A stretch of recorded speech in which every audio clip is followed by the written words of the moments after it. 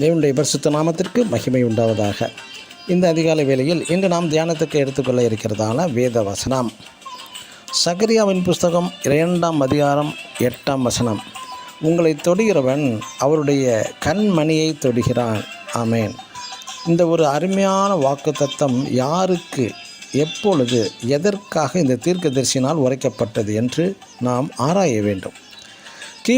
முதலாவதாக கிமு 586 முதல் 516 வரை சுமார் 70 ஆண்டுகள் இஸ்ரேலர்கள் பாபிலோனில் அடிமையாக வாழ்ந்த கட்டத்தில் இது தரப்பட்டது. அடுத்ததாக இஸ்ரேலர்களை பாபிலோனிலிருந்து வெளியே கொண்டு வரும்போது தரப்பட்ட ஒரு வசனம். மூன்றாவதாக எஸ்ரா 1ஆம் அதிகாரம் 1-2 படி கோரேஸ் ராஜா மூலம் விடுதலை பெறப்பட்டு எருசலேம் கட்ட ஆகாய், சகரியா தீர்க்கதரிசிகள் மூலம் புறப்பட்டது ஒரு குழு. எஸ்ரா 2ஆம் அதிகாரம் 64-65 வசனத்தில் செருபாபேல் தலைமையில் சுமார் 49,897 பேர் ஆண்கள் மட்டும் தேவாலயம் கட்ட புறப்பட்டு வருகிறார்கள். ஆனால் அநேக இஸ்ரேலர்கள் பாபிலோனிலே நல்ல வசதியுடன் சுகபோக வாழ்க்கை வாழ்ந்தபடியால் பாபிலோனிலிருந்து புறப்படவில்லை.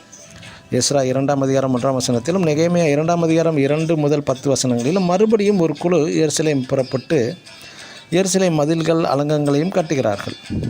நாம் ஆகாய தீர்க்கதரிசி 1ஆம் அதிகாரம் 4 முதல் 8ஆம் வசனத்தில் தேவாலயம் எருசலேமிலே பாழாய் கிடக்கும்போது நீங்கள் எப்படி மச்சிப்பாவப்பட்ட வீடுகளில் குடியிருக்கும்படியான காலம் இதுவோ என்கிறார். இந்த வாக்கு தத்தமானது சுகபோகமாய் பாபிலோனிலே தங்கள் இஸ்ரேலர்களுக்காக தங்கினதான இஸ்ரேலர்களுக்காக அல்ல, எருசலேம் தேவாலயம் கட்ட புறப்பட்ட இஸ்ரேலர்களுக்காக உரைக்கப்பட்டதான ஒரு அற்புதமான வாக்குத்தத்தமான வசனம்தான் இது.